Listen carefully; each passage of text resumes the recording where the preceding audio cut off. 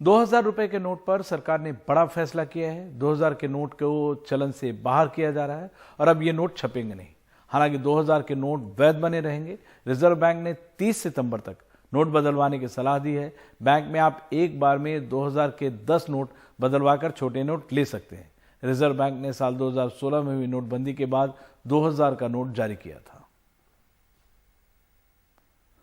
और इस पर देखते हैं हमारे सहयोगी हिमांशु शेखर मिश्रा की खास रिपोर्ट।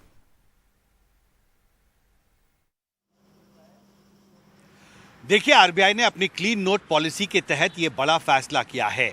आरबीआई ने यह तय किया है कि अगर किसी भी व्यक्ति के पास 2000 रुपए के नोट्स हैं तो उसके पास एक विकल्प होगा कि वो 23 मई 2023 से 30 सितंबर 2023 यानी अगले 4 महीने एक हफ्ते के अंदर अपने बैंक अकाउंट में जाए और अपने बैंक खाते में या तो 2000 रुपए के नोट को डिपॉजिट कराए या फिर दूसरे डिनोमिनेशन वाले जो बैंक नोट्स हैं उसमें उसे एक्सचेंज कराए। एक बार में एक व्यक्ति को 20,000 रुपए तक के जो नोट्स हैं 2000 के उसे जमा करने का या एक्सचेंज कराने का एक मौका दिया जाएगा।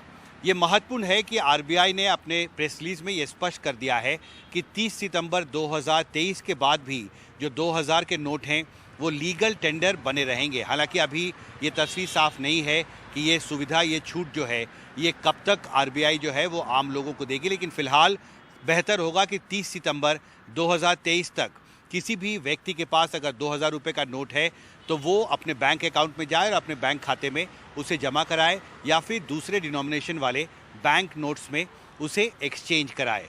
आरबीआई ने नवंबर 2016 में 2000 के नोट को शुरू किया था प्रिंट करना और 2018 में ही आरबीआई ने इसे रोक दिया था। आरबीआई ने अपने प्रेस रिलीज में ये कहा है कि 31 मार्च 2023 तक बाजार में मार्केट में सिर्फ 10.8% ही 2000 रुपए के जो नोट थे वो सर्कुलेशन में थे, यानी बाकी के जो करीब 90% नोट हैं वो पहले ही विड्रॉ हो चुके हैं।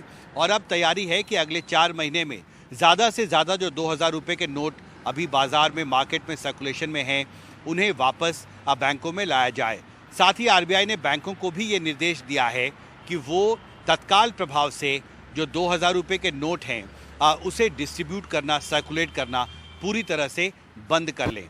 तो बहुत साफ मैसेज है आरबीआई का कि अगर आपके पास 2000 रुपए के नोट हैं तो बेहतर होगा कि 30 सितंबर 2023 तक आप अपने बैंक अकाउंट में जाकर अपने बैंक खाते में या तो 2000 रुपए के नोट को जमा कराएं या फिर दूसरे डिनोमिनेशन वाले जो बैंक नोट हैं उसमें एक्सचेंज करा लें। दिल्ली से प्रेम सिंह के साथ हिमांशु शेखर, एनडीटीवी इंडिया।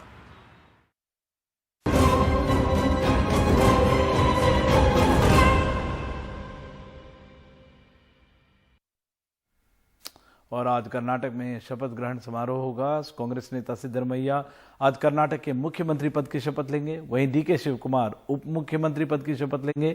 इन दोनों के साथ 25 से 28 और मंत्री भी शपथ ले सकते हैं।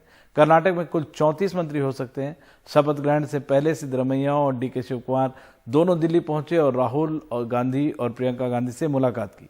माना जा रहा है कि इस मुलाकात में मंत्रिमंडल को लेकर चर्चा हुई। कांग्रेस इस मौके को विपक्षी एकता दिखाने की तैयारी में भी है। विपक्षी दलों के कई नेताओं को कार्यक्रम में न्योता दिया गया है।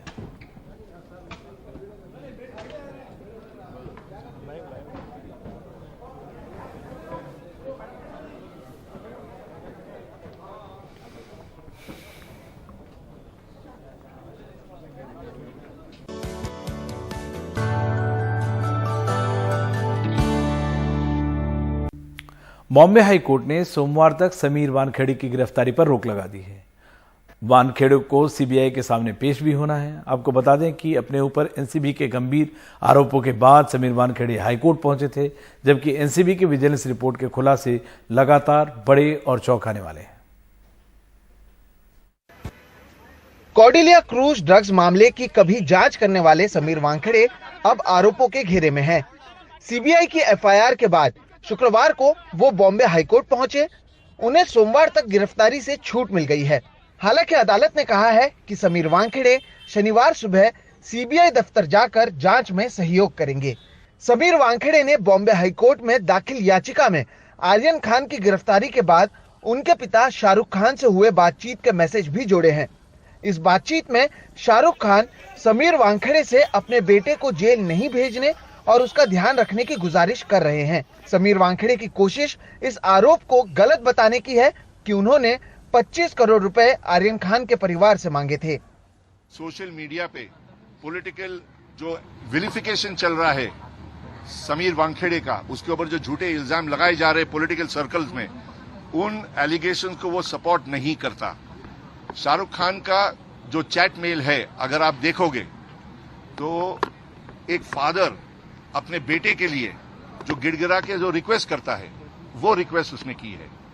अगर पैसे के कोई डिमांड के बारे में बात होती तो उस चैट मेल के अंदर उसका जिक्र होता कि हमने इतने पैसे दिए, इतने में डिमांड हुई थी, इतने में सेटल हुआ। ऐसी कोई चैट कॉन्वर्सेशन नहीं है। मुझे न्यायपालिका पे, हमारे केंद्रीय सरकार पे और सीबीआई पे पूरा भरोसा है कि ये मुझे न्याय देंगे। और बाकी के कुछ व्यक्तियों के वजह से एक वेंडेटा जो निकाला गया है, मुझे हमारे पूरा भरोसा है केंद्रीय सरकार पे और जुडिशरी पे कि मुझे न्याय जरूर मिले। राहत मिलने के बावजूद समीर वानखेड़े को शनिवार के दिन सीबीआई के सामने पेश होकर जांच में सहयोग करना होगा। एनसीबी की विजिलेंस रिपोर्ट में काफी चौंकाने वाली चीजें सामने आई हैं। रिपोर्ट के मुताबिक ऐन मौके पर आर्यन खान और अरबाज मोहसिन का नाम पूरे मामले में जोड़ा गया। जिस रात आर्यन खान को एनसीबी दफ्तर लाया गया, उस रात की सीसीटीवी फुटेज मौजूद नहीं है। समीर वानखेड़े ने अपने विदेश दौरों का सही ब्यौरा नहीं दिया। 19 दिन ब्रिटेन में रहने के बावजूद उसका खर्च उन्होंने केवल 1 लाख रुपए बताया। रिपोर्ट में 22 लाख की सोने की घड़ी उधार में खरीदने का भी जिक्र है।